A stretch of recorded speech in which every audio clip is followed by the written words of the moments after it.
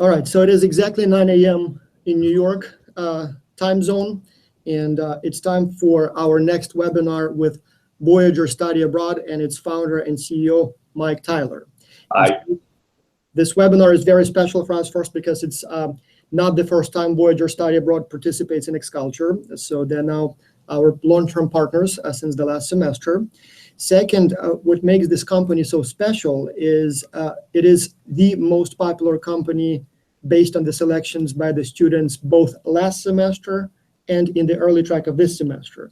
In fact, it kind of presents a problem for us because we have 6 companies this semester, and Vogayer Study Abroad is actually the smallest one of them all. And at the same time, it gets like half of all the teams.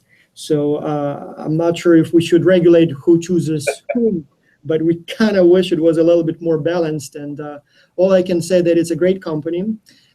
It's a good idea to select it because the service it provides is for students. So students, the participants in X-Culture, are uniquely suited to try to resolve that challenge because they are the customers. So they know what the customers feel, how they approach this type of product. And so I guess that gives them an additional foundation to provide good answers. At the same time, and here I'm kind of talking from the other side of the barricades, from the administrative point of view, since we select the winner overall, but also the winner in each company category, by selecting a less popular company, you kind of increase statistically your chances of winning because Vogayer Study Abroad, it's fierce competition. So we have almost 1,000 teams this semester, and if the numbers stay as they are, it will be like 500 teams working on this challenge alone. So winning it will be very difficult. So I encourage you to look at this company, but also at other companies. For Mike, what I would say is that at the very least, this popularity is an attestament of students' belief in your company, in your product. I mean, I can only say that they probably find it interesting, worthwhile, promising, and I don't think people would be choosing your company if they thought you have no bright future ahead of you. So I guess that's, as market research approach, I guess it tells that people believe in your company. Great. So now I see we have a number of students in the audience here, so about 20 of them already watching on YouTube, and another 3 or 4 here in the classroom. So let's see how we're going to organize it today. Let me tell you what my preference is, and then maybe collectively we can decide how we're going to proceed. So we've had 2 webinars with Vogayer Study Abroad before, and you can find the recordings of those webinars on X-Culture webpage. And so in the previous presentations, our focus was primarily on introducing the company and then discussing the challenge, the expectations of from the company. So basically helping you meet the company and know what's needed to solve the challenge.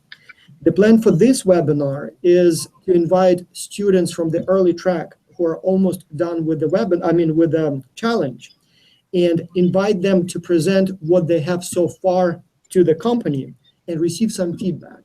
They still have about 2 weeks to go, and so the hope is that this preliminary intermediate feedback will allow them to do a better job in the remaining 2 weeks and use the feedback to improve the work before they submit the final report. And while we have, as I said, a lot of company working on this challenge, and only maybe 3 or 2 or at most will be able to present their work, the webinar is, as I said, many people are watching live, others will watch the recording. And so my hope is that this feedback for 3 or so teams will help all of the teams, to steer their work in the right direction. The only thing that I'm not sure about, and here I will ask Mike probably to decide how to go about it, we can do it 2 ways. We can give teams 10 minutes or so for presentation, and we will do it as a formal presentation. So the team presents, we listen, and then we provide some feedback and reactions. Or we can go question by question, where we take question 1. And I see we have a number of people now here in the audience, probably those who would like to present. And we can just take turns and, question 1, everybody tells what they think. Like, for example, what country did you recommend to go into? And then we discuss that first question. Then we move on to the next question. Again, discuss it all together, kind of round table style, get feedback, and move on to the next question. So, Mike, what would be your preference? Would you like to hear more formal presentations, or should we do more like question by question, round table style? My preference is the preference of each of the groups. So if they did set up a formal presentation, then I think it's probably best that we let them do the formal presentation. And if they prefer to do question by question because they didn't set up a formal presentation, that's okay too. Either way is fine with me. Sounds fair. So then I see we have a number of people here. I see Cheslo, I see Akrem, I see Mana, Theodora, Jean Wen. Would you guys, any of you prepared any presentations, and would you like to present? Yes, Abner. Unmute your microphone, let us know. Do we have anyone who is ready to actually do kind of sort of a formal not formal, but talk for 5-10 minutes about the work you have so far? Anyone ready to do that? Joanna, I see you. Anyone? I'm from the late group, so. So right, you're not ready yet, so you're only listening. So it's hard to tell who's here for the presentation and who's here to meet the company from the late track. Also, okay, Krem is also from the late group. Anyone from the early track here? Let's do it then the following way. Since we have so many people from the early track from the late track who don't know much about the company, I think it would be appropriate to start with a short introduction anyway. I'm not sure how many of them had a chance to listen to the old webinar and meet the company. Mike, maybe we will start with your presentation in just a few minutes. A little history of the company, what you do, what your current products are, markets, maybe also a few words on what you expect from the students, where the help would be appreciated most, and then we'll move on either to presentations or to discussion. Perfect. Okay, well, it's probably just as well if I do a brief presentation because a lot of things changed since the previous two webinars. Vogayer Study Abroad is actually going to be in its third year. So it's a new company. I ran study abroad programs. I'm actually a professor. I've been a professor for 25 years. And I actually ran summer study abroad programs in Europe for 2 other companies. And I really wasn't thrilled with the way they ran their programs. The students went to Europe and they ate every day at McDonald's and they went to the ice bar in every single city. They spent all their money. They went home and they didn't really see the major highlights of the cities that they were visiting. So if you had an opportunity, and I'm sure you all have had an opportunity to look at Vogayer programs, we are very intensive in the activities, both professional and cultural. Our courses are specifically related to the activities that we do so that the students actually get a benefit from the class being in Europe and in the cities that we visit. And that's pretty much what we do. We're very hands-on. We stay in very nice places. We travel by the best possible transportation. And I think we've now, at this point, we changed a lot of stuff from last year, developed tremendous expertise in being what's considered a traveling multi-country study abroad program.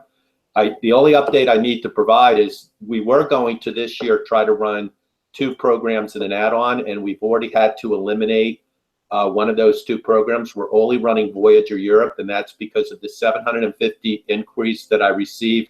Well over 700 of them were for Vogayer Europe, and a very few of them were for what was called Vogayer Spain, which was a lower cost option, and I think actually a terrific program that I don't want to eliminate completely, but for this summer, because it's getting late, we've had to terminate it for this summer. And then we had an add-on called Vogayer Cruise, which was a 10-day program at the end where we went to Rome and Athens and some of the Greek islands on a cruise ship.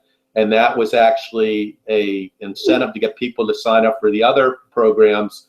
And there was only one person so far that was interested in it. So we went ahead and eliminated that too, because at this point we're getting pretty desperate. March is probably the last month that we can get a lot of people to sign up. And just as a quick update, and then I'll shut up, and I'm not going to talk a lot because I promised Voss I wouldn't because I have a really big mouth.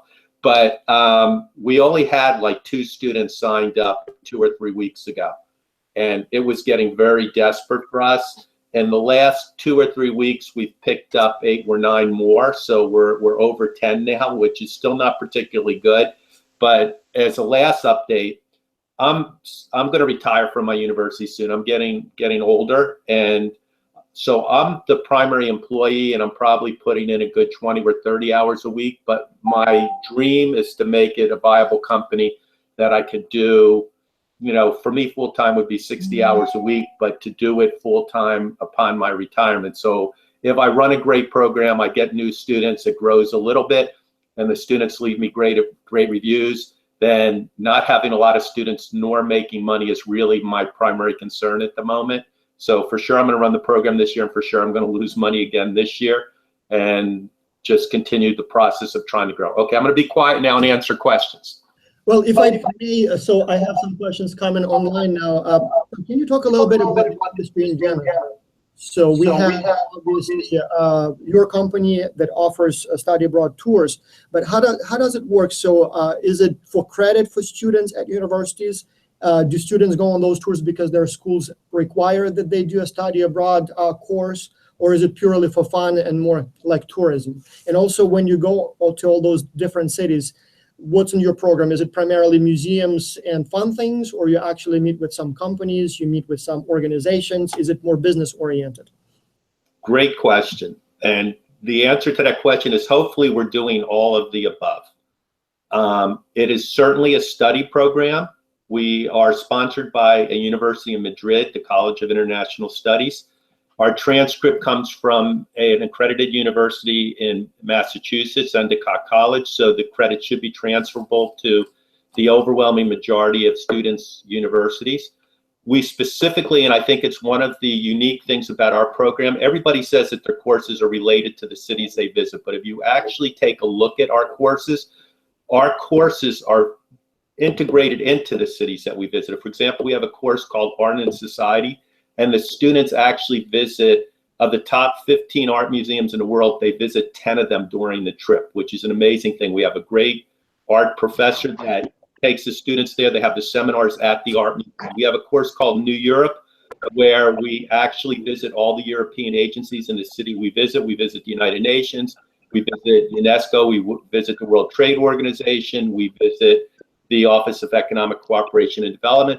The cities are probably the top cities to visit in Europe, but they were selected because they had activities specific to the courses. We also visit lots of companies, but they're companies that students would be interested. We visit fashion companies, we visit Ducati motorcycle.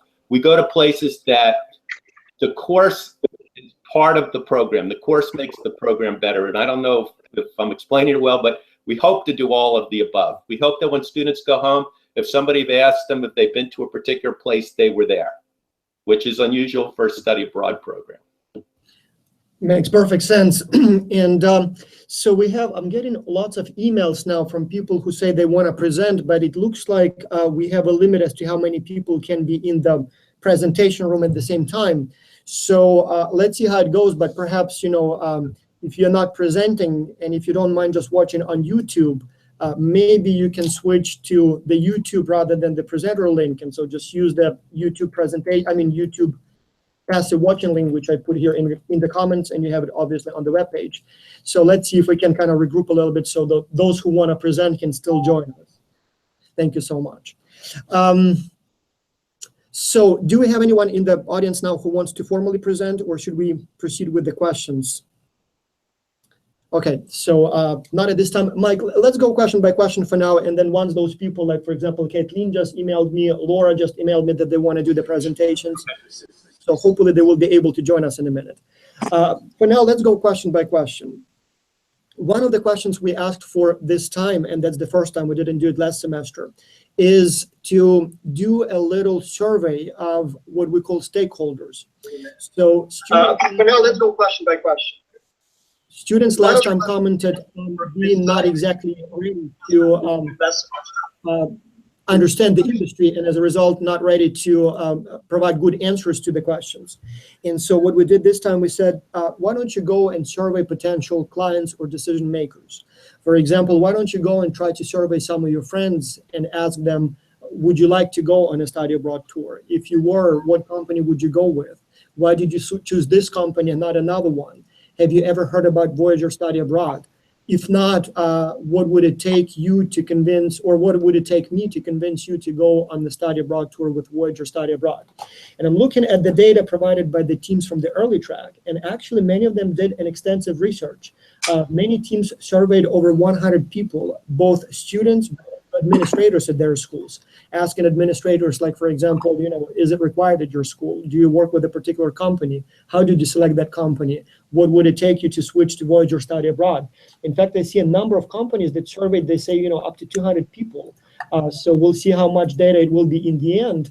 But it seems like you will have, at the very least, Mike, you will get a nice data set from different countries, different universities, with information on how those decisions are made. And so for those who will be working on this challenge this semester, in the late track, I would encourage you to start with that step so that you know what people think about this product, why or how they make those decisions, and what should be how should you approach it in order to come up with the best answers. And so I would like to ask Mike here, so when all those data will be presented to you, do you have any preferences how they should be summarized, or do you have any specific questions that you would like them to focus on while explaining to you what they could find out? What's your take on that? Well, for sure, and that last semester I read all the reports and they were amazing. The huge question is actually who the stakeholder is. So I'll be very interested in reading the reports, because I think for the most part, students want to attend our program. They want to participate when they find out about it. Initially, I mean, just from my conversations with some of the students and their parents, initially the parents think it's expensive until they realize what we offer. We have our third stakeholder, and I don't know if anybody's investigating this, is actually the study abroad offices at the universities, because although they will accept the credit from our program, it's in their university's best interest to have students participating in the programs that they offer themselves. And the degree which they try to discourage people from participating in our program is a huge factor in whether or not we're able to actually have the students participate. So we actually have for sure those three stakeholders: the student, the parents, and the university study abroad offices. So I'm interested in all three. I know that from the reports last year, a lot of the students did look at the specific stakeholders, and actually they focused on the pricing issue. And I mean, that about half the reports last year said we were too expensive. About half of them said we were too cheap, which was, I guess that's kind of a good thing, that we must be somewhere in the middle. I mean, that's something we have to deal with all the time, because a cheaper program like a single city or a single country program could charge significantly less, and they don't necessarily offer all the things we offer, so their price comes in lower, and it's a hard thing for us to have to reconcile. But compared to similar programs, we're cheap. Okay, I'll shut up now, because see, I talk too much, like I said, but I'll shut up. I started getting a lot of questions online, but again, I see a lot of people here: Nancy, Mary, Joanna, and so on. Guys, would you like to add something, questions?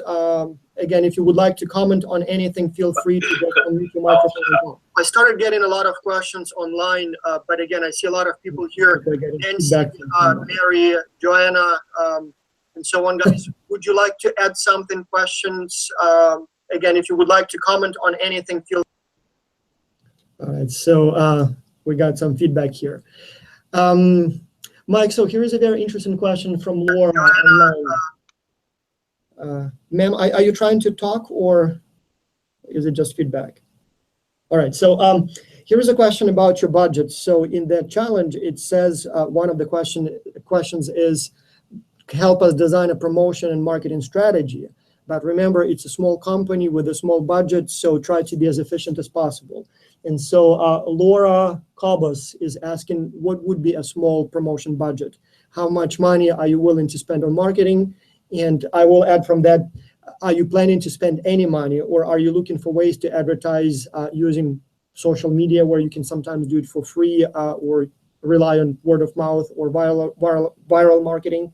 What's your take on that? So how do you approach marketing? Okay, so first of all, I have to start out and say that I'm an accounting professor. So I do everything with numbers. And I started this year, my break-even point was 40 students. That's how much I needed to not make a profit nor have a loss. I budgeted $25,000 for advertising, and my margin per student is very low, because I have a very good deal with the university in Madrid, and actually some of our students are going to attend their university, so it's a marketing tool for them, having us bring students over. So they're giving me just a terrific deal. And actually, I'm using one of their professors and teaching the program. My marketing budget is $25,000. I'm spending a ton on advertising. The largest study abroad referral site is studyabroad.com. I have the #1 position at studyabroad.com until I get 40 leads from them, which normally happens about halfway through the month. That means my little tiny small company with one program is competing against huge companies that have multiple programs and run year round, but I need to do that because I need to generate leads. At goabroad.com, which is the second largest study abroad referral company, I have a very large presence, but I was able to negotiate with them to do it for only 6 months. Last year, they made me do it for a year, which didn't make a lot of sense because I'm only running summer programs, and I threatened to remove all my advertising, and they finally agreed to allow me to do it for 6 months. I'm also advertising at a pretty high level, but not as high as the other two at Go Overseas, which is the third or fourth largest study abroad referral website. Based on the recommendations of the students from X-Culture last semester, I did hire an SEO, a search engine optimization company, to increase our visibility in Google. I got the report yesterday, and we're not doing great. I mean, we're doing better on Google than we were before, but not great. We do purchase AdWords. I don't know if the students are familiar with that, but when we run a campaign, we actually buy a higher ranking in Google. We do some Facebook promotion, but not a lot. We try to coordinate that with any other campaign that we run, and we do a lot of direct email. I'm spending more on advertising than I should be, and it's just a function of the size of the company and needing to be competitive, even though I'm really not at the point that it makes a lot of sense for me to advertise as much as I do. So it's looking towards the future. All right, so guys, again, those of you who are here live, if you have any questions, feel free to ask them anytime. Meanwhile, I'll just move question by question then, as it seems like we don't have any people who are ready to go with the presentation. One of the questions is to analyze VSA's competitive position and basically analyze and come up with a list of your strengths and your weaknesses compared to your competition. And I'll just give you some of the examples presented by the early track students, and we would be curious to hear your feedback. So in terms of strengths, most of the teams say things like your value per dollar is higher than that of competition. You go to multiple cities, which apparently many competitors don't do. You have a more expensive but all-inclusive packages, which is very convenient. You have a scalable business model, so if more customers came along, you would be able to rapidly expand and offer more trips. And your company is relatively small and agile and can quickly adapt or change the product offerings.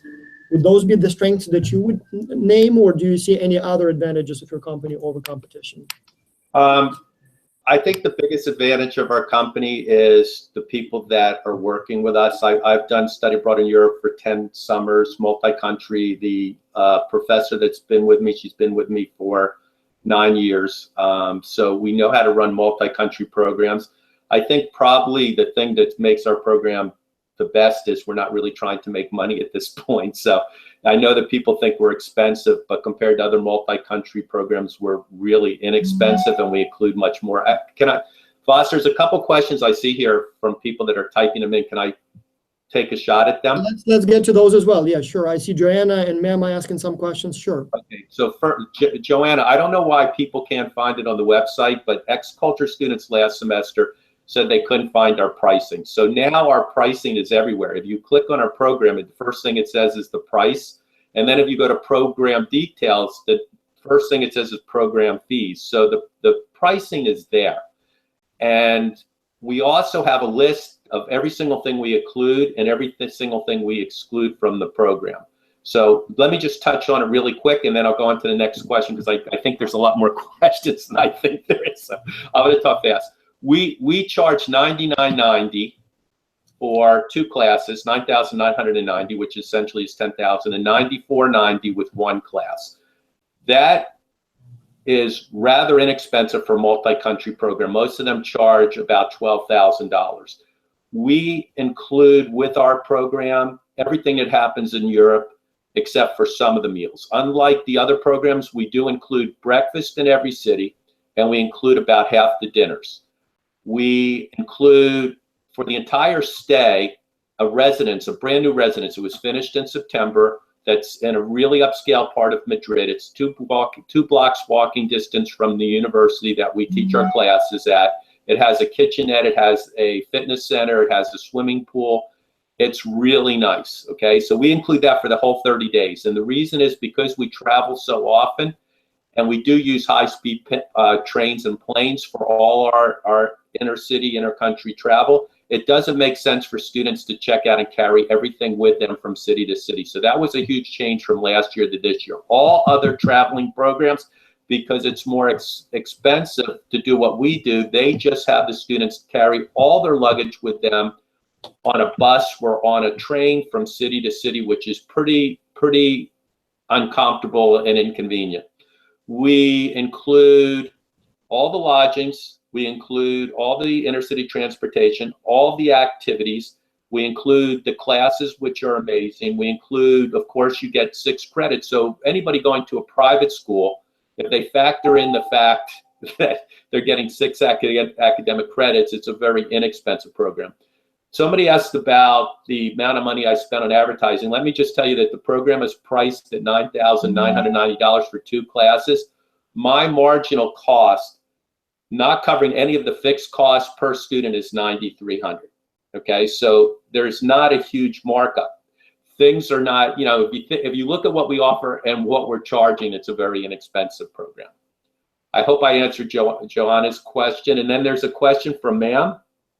The school exchange of intending has many sister schools over the world. Will it cooperate with team member universities? Sure. I mean, I'm willing to discuss cooperating with any university.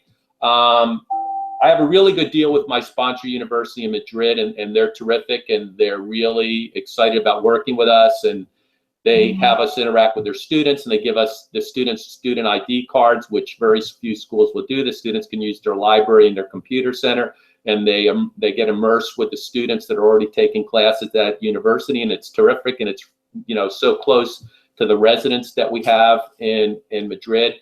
But we'll work with anybody. I mean, I'm trying to create as many alliances as I can.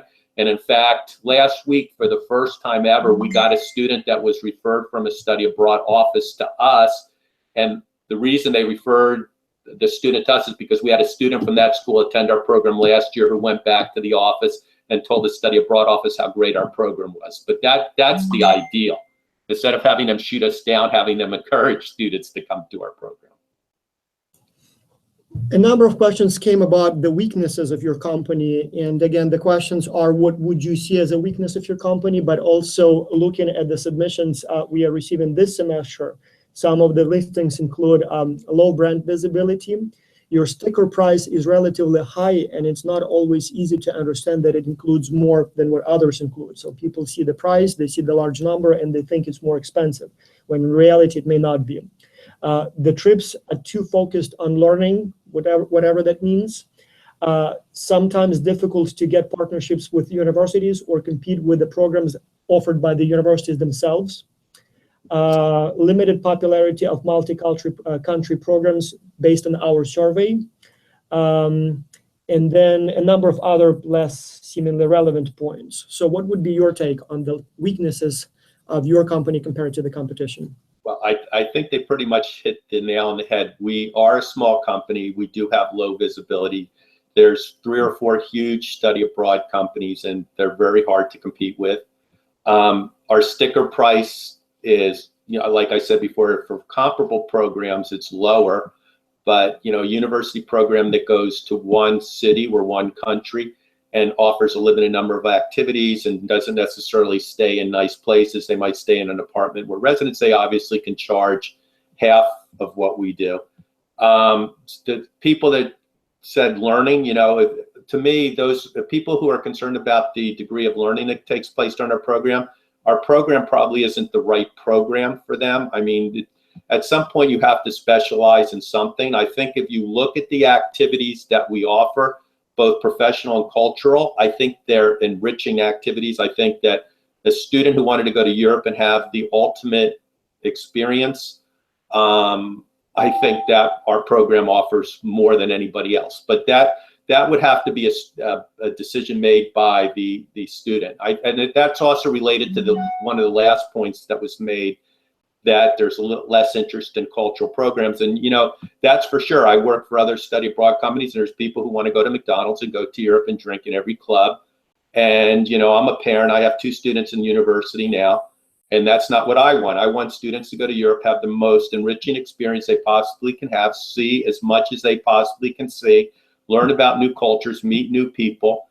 And the only thing I could say is that if you go and I mean, we have had a limited number of students. We had 15 last year.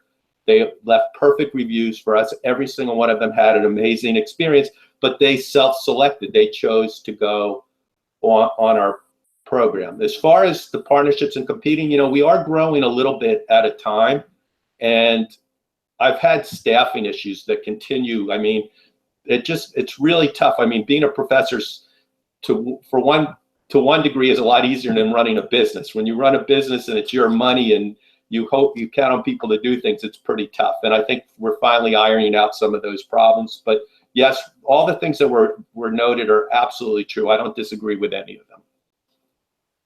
Christopher, I see you have a question there. Do you want to unmute your microphone and just ask it live? Perhaps another company pairing the comp. Okay. I see. Go ahead. Go ahead, Christopher. Yeah, I just wanted to know if you're open to the idea of potentially pairing with another company like Rosetta Stone or Duolingo that could pair with you comparably.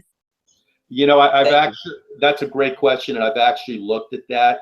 And right now, we're not even offering a language component in our program, because in Voyager Europe, we're traveling, you know, to 4 to 5 different languages during the program. So it wouldn't be an intensive language study. We did have a language course in our Voyager Spain course that we had to cancel. And because we have the association with the University of Madrid, they had a very good Spanish teacher there that actually was, you know, pretty well known and pretty highly regarded. So we were going to use her. But of course, we would look at doing anything like that, and any ideas you have, I'm completely open to them. So what would your idea be? Is like purchasing the Rosetta Stone or Duolingo and giving it to the students and having them use that during the program? Absolutely, potentially, or completely just potentially selling your idea directly to them and saying, hey, this is, you guys have proven yourself, you have a huge market, and potentially giving up ownership potentially. So I'm never giving up ownership. Thank you. Okay, I gotta tell you why, and it's important to understand. I'm in my 60s. I'm not doing this to get rich. I'm doing this because I enjoy taking students to Europe and having them experience the culture and the different activities that are there. And you know, it sounds like it's something that somebody would just say and not mean, but I mean it. So it's more important to me when I come back that the students had a life-changing experience than I make money. So it's impossible for me to trust somebody else to do it. And my experience is there's a lot of people that do study abroad that promise a lot and deliver a little.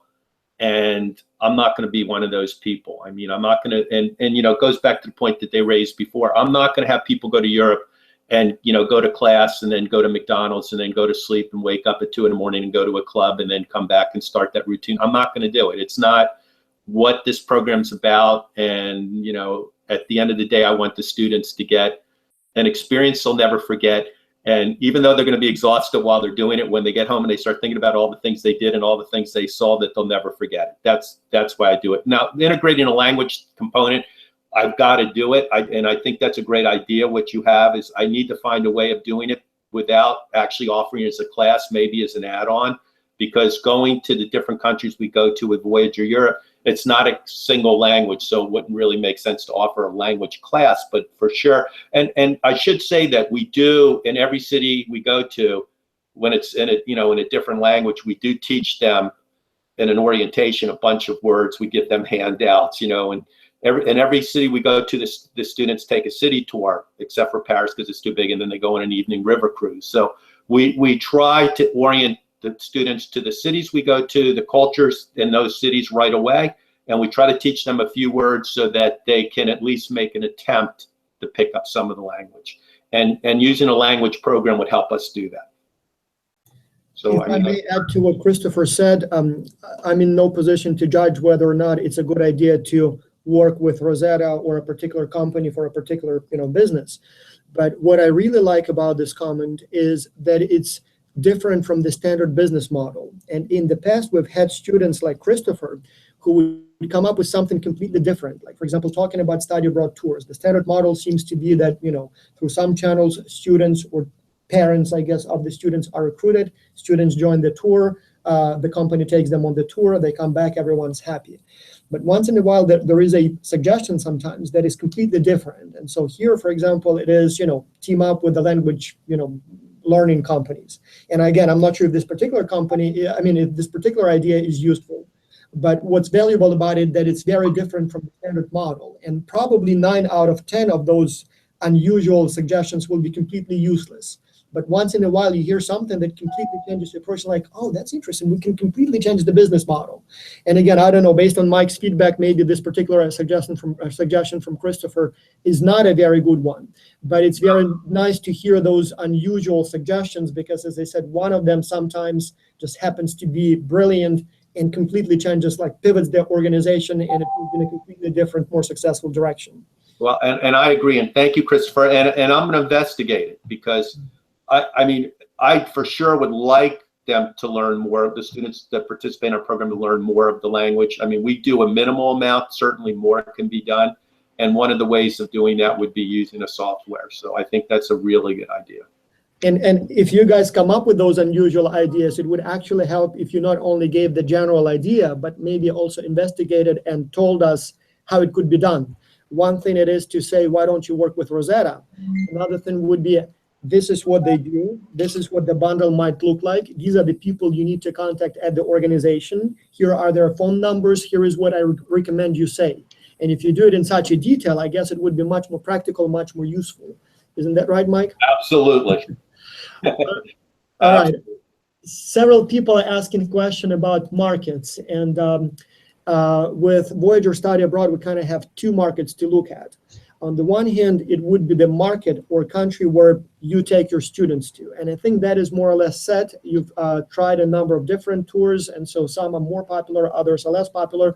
So this time you focus, or now you know through experience that you should focus on Europe. But another market, and that's where the questions come from, is where the students come from. And so as I understand, most of your clients at this time are from the United States.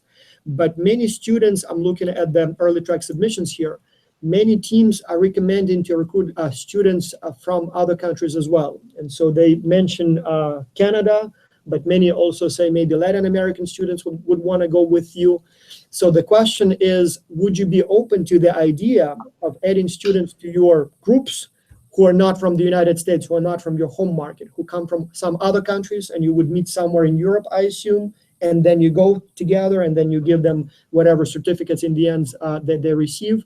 So would you be willing or open to the idea of having clients from outside the United States? Absolutely, and we do. And we do actively recruit from outside the United States. The leads that I buy from studyabroad.com, I get actually from the places you mentioned. I purchase them from the US, Canada, and Latin America. So that's the focus of that particular source. Last summer, we had a reasonably good mix. We had probably 8 or 9 from the United States. We had 3 from Grenada, where our mutual friend Ricia works. And we had a student from the Philippines that attended last summer's program as well. We actively try to get people from other countries. The one thing, so that they don't get led down the primrose path, we'll never get a student from Europe attending our program. It's something we don't really try to do. I respond to inquiries from students in Europe, but they have all kinds of programs in Europe for European students studying abroad within the European Union, and it's impossible for us to even try to compete with them. But any place else, we get leads from South Africa. We're open. We love to get students in. And I usually try to, I've offered larger discounts where I'm offering the program at a loss, because I want to have diversity in the group. Okay, I'll stop. I can't hear. There's no sound. I'm saying, yeah, Nancy, Ma'am, Louise, Joanna, you guys, Christopher, who are here, don't be shy, unmute your microphones if you have questions. And while you're thinking and building up the courage to do that, we are receiving some emails online. So there is a question from Mana, and I will read it here. She says, I have an idea. Why not find a company overseas or the location that the students are going to study and see if they would like to have a part-time internship or research assistant to help students make some money on their trip abroad? Is that a viable idea at all? Would that work? It's a less viable idea with Voyager Europe because we don't stay any place that long. I mean, we probably spend of the 30 days, 12 or 13 in Madrid. So if we did have a city, it would be Madrid. But remember, we're a traveling program. We offer internships, and I need student interns. We have very few staff. I need students to help with a lot of things during the program, and they're for a very small amount of money. But anybody that's been interested in them, I've doubled them. So they actually get paid pretty well per hour, and it's good experience. It's something for them to put on their resume. And every student applies, I encourage them to take an internship. It's a good thing for them to do, and for sure we can use the help. But if we were a stationary program, if we weren't moving from city to city, for sure I would investigate companies. And I've developed a rapport with a lot of the European companies. I mean, people put on terrific presentations for us when we're in Europe, and I'm sure that if we were staying for a while, they would love to have the students there as an intern. But if the student's going to be traveling and leaving in 2 or 3 days, they're not going to be so crazy about the idea. So it's a great idea.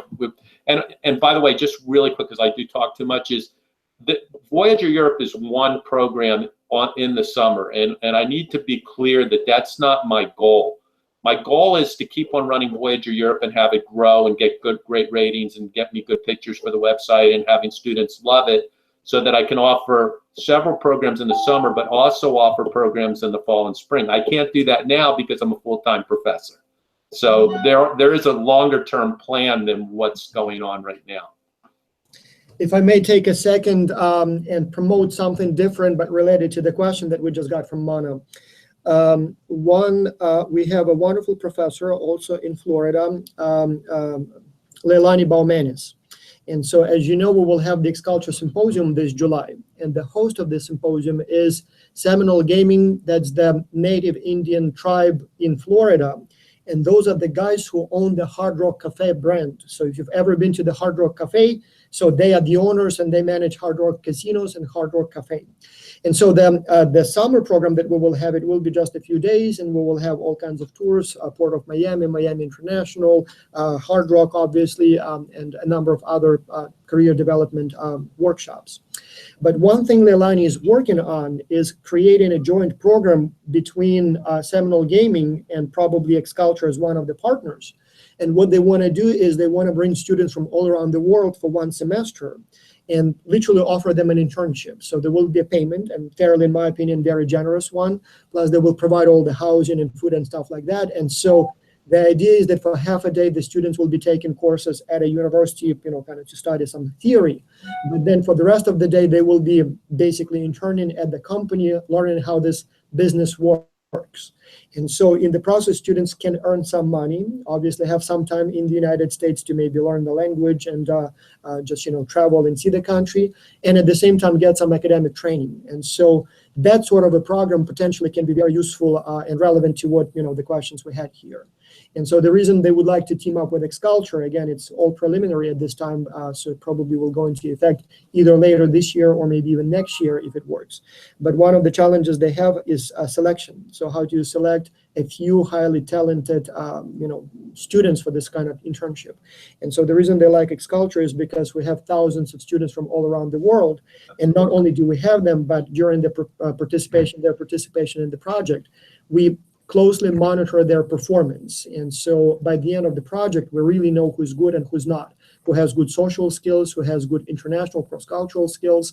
And so by the end of the program, we can validly and reliably select and recommend a few dozen students for that program. So I see there are some new people here again. If you guys want to ask questions, just unmute your microphones and go ahead and ask questions. And I see there is another question from Christopher, but before we get to that, there was a question also from Angie.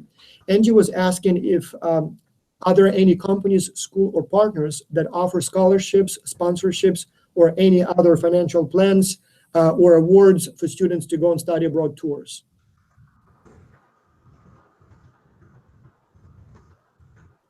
Mike, are you there? Did we lose you? Seems like we're experiencing a connection problem. So we'll get to that question in a minute once Mike is back. Any of you guys have any questions or comments so far while we're waiting for the connection to go back?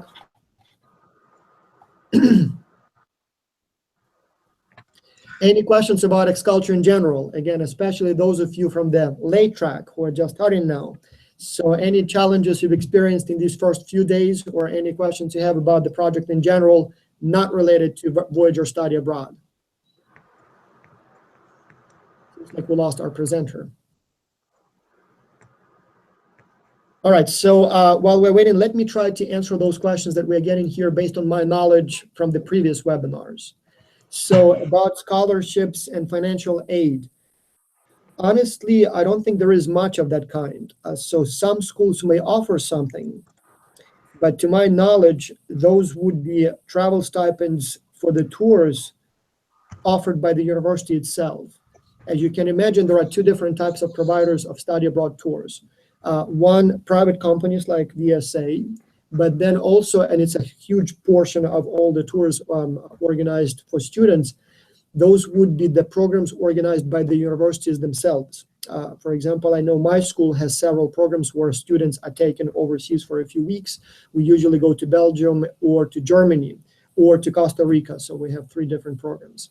And yes, there may be some financial aid for those tours, but that would be usually for the ones offered by the university itself.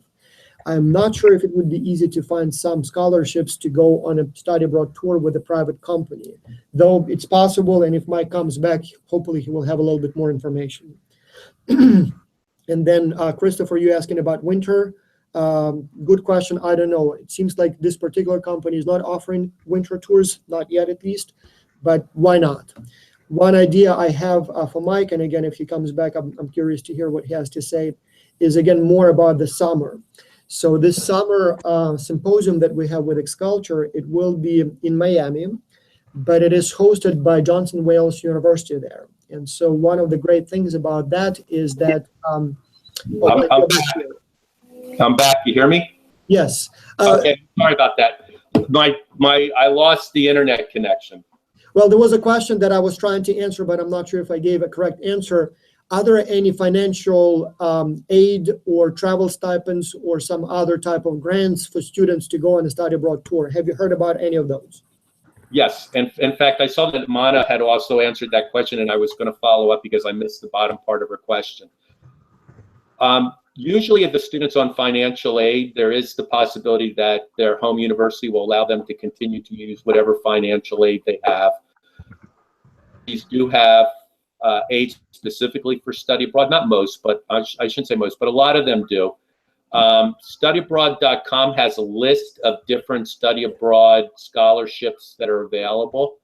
And if they go to the website where they send me an email, I will give them the link to those. And I do give those to students that request them. We give, well, like I said, the internships, which are for a small amount. They're only for $250, but we always double them to $500 if the student has financial need. We also will give a $500 need-based scholarship, again, just because we want to have as many students be able to participate. And we also have a bring a friend referral that we offer because it's great when the students do the recruiting for us. And so we actually reduce the tuition and fees for both the referrer and the referee. But there are, and most universities encourage their students to do study abroad and will offer some sort of financial aid or incentives for them to do so. Oops, sorry. There was also a question from Christopher. I'm not sure if you want to Christopher chime in and ask a question, but he's asking about winter. So, reliable. Christopher, why don't you take that question? Hi, yes. Thank you for taking my question again. So Christmas is generally a good time for some students to travel that are working professionals. It's consolidated. I know it's in between the fall and spring course, but I've taken some courses at my university and it works really well for my schedule, working full time, and pairs up well. Is that a possibility? I mean, a lot of students would like to experience the Christmas holiday season in foreign countries. Is it potential to consolidate it enough, or? Yeah, yes, absolutely. In fact, one of the companies that I ran their programming for had a winter program during the Christmas break, and it was great. It actually was a multi-country European program. Likewise, I mean, I live in Miami. To have a spring break short program, probably offering less academic credits, that either went to the Caribbean and now Cuba is a hot place to go. Of course, those are all things that I'd love to do. I need to make one thing work before I expand out, but I need to expand. So great question. And yeah, definitely Christmas is a great time. Spring breaks are a great time. Semester-long programs are great. It's just right now, my constraint is time.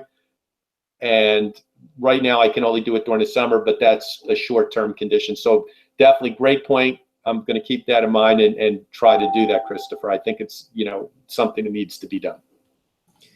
Following up on Christopher's question, Mike, I'm sure other students will have that same question.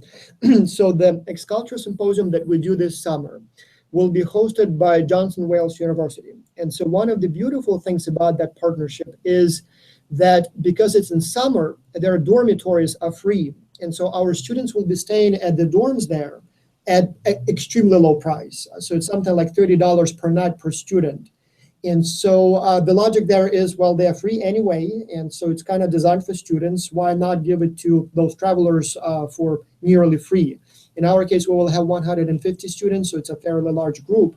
So the question is, I assume it's the same situation with many European universities. And so would it be viable to explore the possibility of teaming up with those schools and going from campus to campus to save on the lodging? Is that an option at all? It's for sure, it's an option. And in fact, if I had more people and I was a bigger company, I could offer a low cost, high cost option. The advantages of staying in a dormitory are less when the students aren't there, because you don't have the cultural immersion you would have if the students were in the dorms and there were other students on campus and they would be interacting on those students. I mean, I can only justify what we do by explaining it really quickly. The previous programs that I managed stayed in hotels, which was nice, and they promoted the fact that they stayed in hotels, but they stayed in hotels outside of the city center. And I was in Paris 6 or 7 summers in a row, and I always went home and I said, of all the cities we went to, I like Paris the least because we didn't stay inside the city center. When I started Vogayer, I have all my hotels in the heart of the city where all the activities are. And the first time I went with my own program, Paris was my favorite city because I was experiencing the life of the city. And so there are advantages of staying in dormitories, and certainly with students, cost is a huge factor. And at some point I will have to offer multiple programs and multiple pricing options. But if you want to have the best possible experience, you have to be where everything is. So that's why, and to me, it's worth it. I mean, it's worth it for me not to make money or even to lose money and have the students have a better experience at this point. At this point, until my wife kills me. At this point, it's in my best interest to do that. Here's a very interesting question from Angel Liu. I'm not sure if it's a man or a woman, probably a woman. So she's asking, have you thought about expanding your market to China? Personally, I know there are many Chinese students who are interested in study abroad and would probably want to choose your company. And so again, yes, I think as an American company, you add that, kind of a layer of prestige and maybe, I don't know, credibility to your tours. And at the same time, Chinese students love that, type of product. So would you be interested in working with students from China? I would be absolutely thrilled. And if somebody could tell me how to break into the market there, I would love to do it. I had initially from studyabroad.com was included China and India and the leads that I were purchasing. But the problem was the time difference, because the students, I'm talking to students, so you guys know this. You inquire about the program, and then I write you an email, which you may or may not ever read. I mean, it's email is just such a passe thing. So then we send texts, and you get lots of texts. So you may or may not read that, and then we call. And the thing is for us right now as a small company, it's hard to get the calls made to China the same way it was hard to get the calls made to India. But if there's a way for us to break into any new market, anything that adds cultural diversity to our student base, we want to do that. I mean, that's important to us. We are running out of time, and we have a number of questions here on the side that I copied from emails as well as students ask here. But there is one question that relates to Christopher's question before, and also to this China question.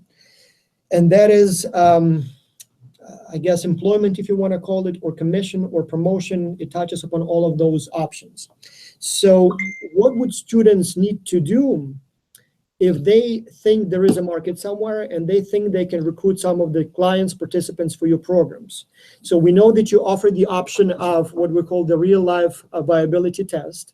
And so for those of you who are participating the first time and don't know what that is, most companies say something like this. They say, all right, so you say you believe that there is a market, let's say in China, and you wrote me a proposal as to how I should break into that market. Why don't you try to put your proposal to a real life test and actually try to reach out to, for example, students there and offer them this program and basically bring me a client, bring me a contract. And if you do, first of all, you will have strengthened your resume because you can say now that you facilitated a cross-cultural international business transaction. Second, if you do it for me, I will offer you some sort of an aftermarket commission. Most companies say that I will give you 15% of the final contract price. And so, once the contract is executed, once I get my payment, I will share the profits with you. And so the question for Mike is that first, I know you offer that option. And so if students wanted to do that, if, for example, Angel knows someone in China who wants to use your services, what exact steps would that student need to take to facilitate the transaction to basically put you in touch with the client? And second, would you be open to the idea of having some sort of a permanent relationship with potential, I'm not sure if you want to call them sales agents or local representatives or liaisons or whatever the word would be? So would you be open to the idea of having some sort of a contract or maybe an employment or part-time employment or maybe some sort of other arrangement where people can literally work for you on a more or less permanent part-time basis? How would that work? Well, I'm willing to do all of the above. I don't know if it's in the current contract, but I'm willing to. For first thing, any student that works for X Culture can get an immediate $1,000 discount from our program because I would like them to experience it firsthand. So you're saying if the applicant for your program is a former X Culture participant, they will get a whole $1,000 discount on your product? Immediately, plus potentially an internship, which means that I'm offering the program at what would be for me a significant loss, but it's a valuable thing for me to go forward. Any student that's referred to me by an X Culture student, I will pay them. I'll pay them a lot because it's a new student I wouldn't have gotten otherwise. I mean, all people need to do is contact me. I mean, we can make a formal agreement on that, however you want to work it. But I need students. I mean, people believe me when I tell you this. I'm not going to make money this year. I'm going to lose a lot of money this year. I want to have a viable program. So it's not I'm still a startup, so it's not an issue to me of how much money I spend. It's an issue of getting the best students I can and offering the best program I can and having a significant number of students that will go back and talk about how great the program is. Thus, I have a question that I want to answer quick. I know we're running out of time from Chakadu. And he said that I said that I wouldn't take students from Europe. They were out of question. That's not what I meant. Are you still there? Yeah. It's not what I meant.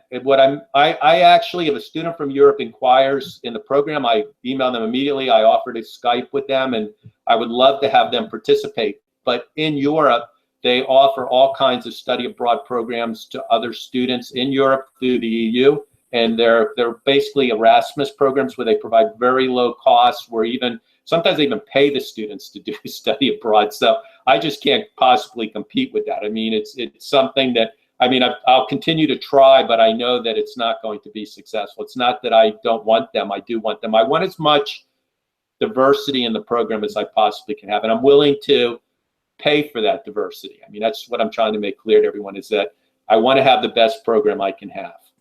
Makes perfect sense. We are almost out of time, but again, Theodora, Nancy, anyone guys here, Anna, if you have questions, now is a very good time to ask them, because we will be stopping in a couple of minutes, so don't be shy. Any comments, any observations, any questions? Nancy, you need to unmute your microphone. It seems like you're trying to ask a question. Unmute your microphone. All right, go ahead. No, still microphone is muted. You need to go to the top of the screen and click on the microphone icon there so that we can hear you. Okay. Thank you very much. Please, can you hear me? Yes. Yes. I want to ask a question. Is our company willing to partner with other business centers so that they would offer programs for other business partners? That is not students. We are not talking about students. Maybe the company is willing to offer business trips that will go and train the people for the companies that are involved. You know, Nancy, that's a great idea. I think that would be a completely different business model, but it's a fabulous idea. It's something that I would be willing to explore. It's not in our area of expertise right now. I mean, people have also proposed to me offering the similar trips for senior citizens and retired people. And I mean, of course, those are outgrowths that we could do, but right now I can't make the one program work. So I don't want to spread myself too thin. Besides the fact that I have a full-time day job and I'm trying to do this in between, but it's a great idea. So if Nancy came to you with an actual proposal in hand, would you consider it? Yeah, and let me also be perfectly clear. If you guys, any of you have a great idea and you want to work with us, I'll provide you the framework, the structure to do it. And if it makes money, you'll make money. I mean, I have to be honest with you. This is my staff. It's me. I have a graphic design guy that works for me 10 hours per week. I have a web designer that works in Budapest that works 5 hours a week. And I have a guy in the Philippines who makes phone calls for me 2 hours a day. That's my staff. So, I mean, if we're about as international as you can get, and we're about as understaffed as you can get. All right. So great question again, Nancy. Thank you, Nancy. I have about a dozen questions online, and so I did get Muhammad, Chantel, Kathleen, Sharon. So I saw your questions. The problem is that we have another webinar in half an hour, so for this we have to stop. But one thing I would like to say is what's great about Mike and his company is that he's extremely good at answering questions via email. So if you have any questions, it's okay to approach him directly. And unlike many other CEOs, Mike actually does take time to respond to the student question. Not many do that. And so if you have any unanswered questions, reach out directly to him, ask questions. From my experience, I know he will respond right away. And then we will probably have another webinar a little later, so you will have another opportunity to ask those questions. Is that am I asking for too much, Mike, here? No. In fact, remember, I'm a professor, so I like interacting with students. Everything you guys say is important to me. My email is director@voyagereurope.com. And any questions you have, I will respond to them. And I have responded to several of them. I can assure you that they will be in detail. I won't hide anything from you. Whatever you want to know, I'll provide that information. Questions were great, and you guys are amazing. And I wish some of the students in my home university were as thoughtful and as inquisitive as some of you are. And I thank you very much. It's really always a great experience for me to interact with you. Well, we have here many students from different countries. Who knows? Maybe some of them will apply to university for their graduate program, maybe, or something. All right, sounds good to me. Okay, well, thank you so much. So the recording of this webinar will be available online, those of you who missed it. And thank you so much, those of you who were here, who asked questions, and who engaged in the discussion. Thank you so much. Thank you, boss. Mm-hmm.